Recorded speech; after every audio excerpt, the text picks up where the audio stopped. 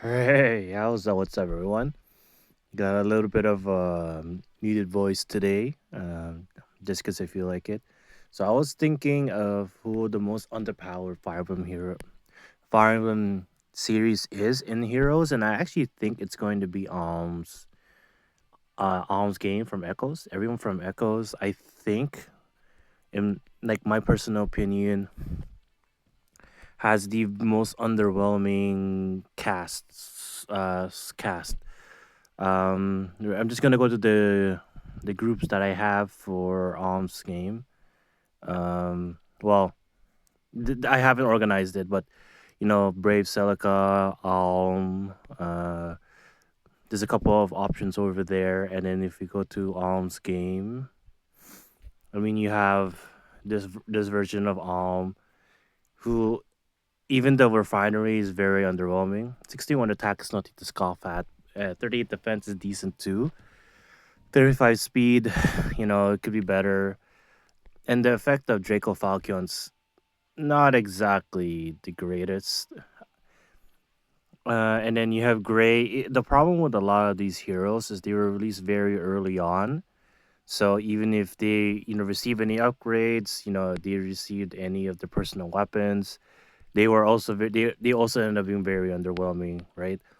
Even Fallen Celica, one of the first ones, just has a fury effect on her essentially. Um, Saber, his preferential refinery, is decent. I mean, this Luthier, honestly, is probably one of the better units from this game. Clive, incredibly underwhelming. I think he has his own yeah, lordly lance, but again, just effective against armored units. Just um, dancing Berkut. Honestly, the Bidu infantry is really what you get out of the guy. Lucas, very annoying when he first came out, but quickly got power crept right away.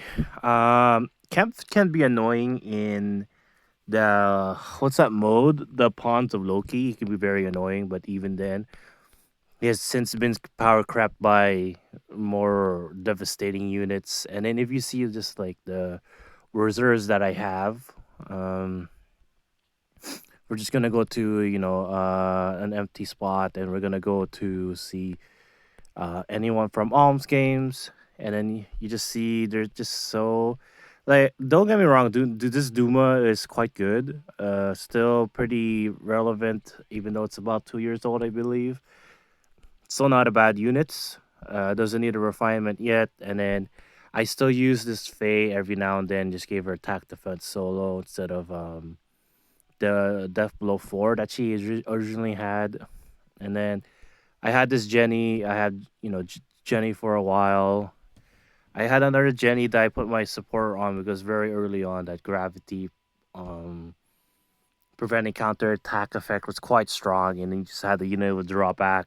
Honestly, not that much used nowadays, especially because everyone and their moms have Celica. This is probably the best hero of this set of this game, and she's fantastic as utility. Her emblem is amazing.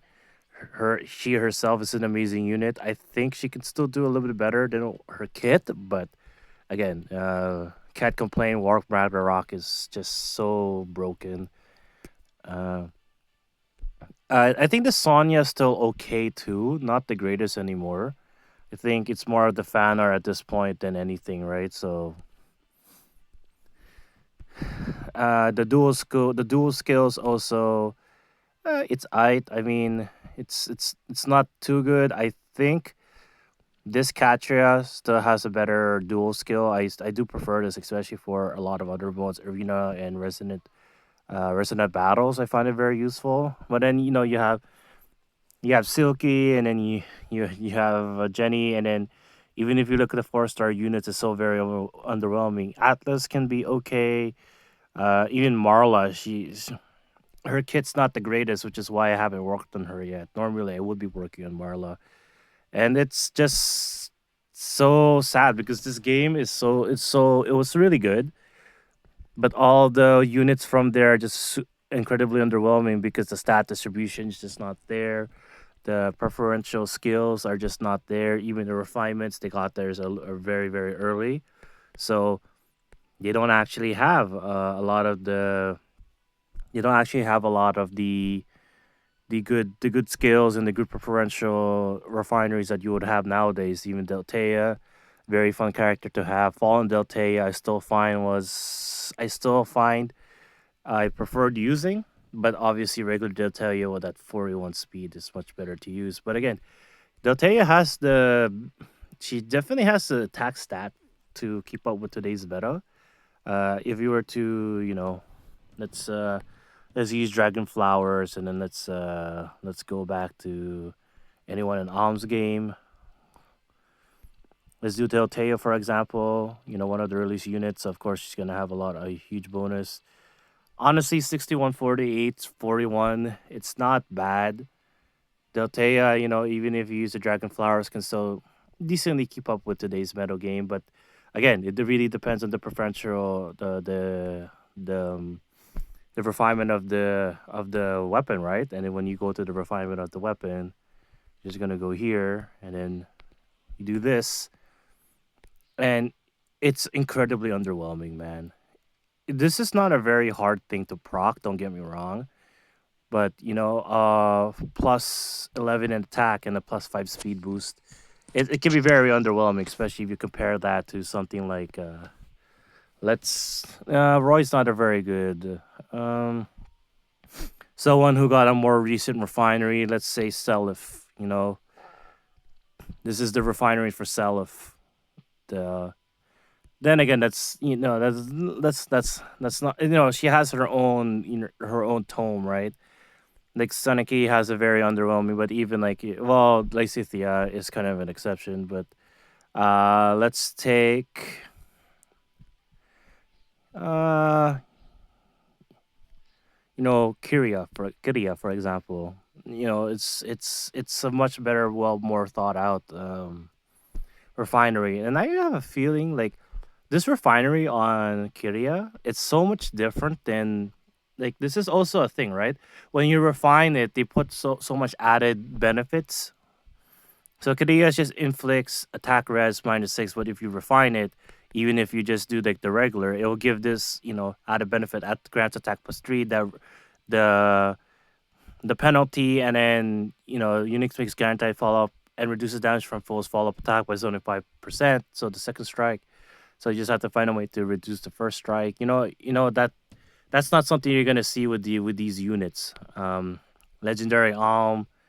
I think Luna Arc was always like that. He's still a decent unit. Duma, honestly, this is not that great.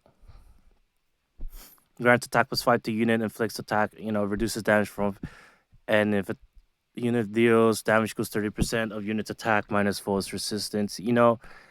It's okay, but it can be very, very underwhelming, especially because like this guy just would have by virtue of having the vulture axe can be argued to be a little bit better. Scepter of Love, even there was a lot because there was a lot of craze, right? It was one of the first. It was one of the first game. It was the game that just came out at the time, right? So of course you're gonna want to focus on the game that just came out. Had the popularity. At least with this, if you refine foresights, you get just added bonuses to it. So you just add 14 HP at start combat. Bonus. You get the your damage reduction, inflicts attack defense -5, which is not too bad. And then you can also get a decent refinery as well. But again, for a majority of these units, very very underwhelming. For a free unit, Conrad's is not too bad also. A little bit of a strange combination, sort of like a cavalry tank, but the attack is not really there, so they managed to fix that as well. But if you compare them to like the other series, the other games here, the only one that would be, or you could argue would be maybe, um that's the thing. It's There's no one, no, maybe Roy's game you could argue, but then because they have a lot more recent units, you have Milady, who's pretty good. um Actually, that might be it. You have a bunch of it done. You know, it done still. Paris it still gets really. It's still really good. Point.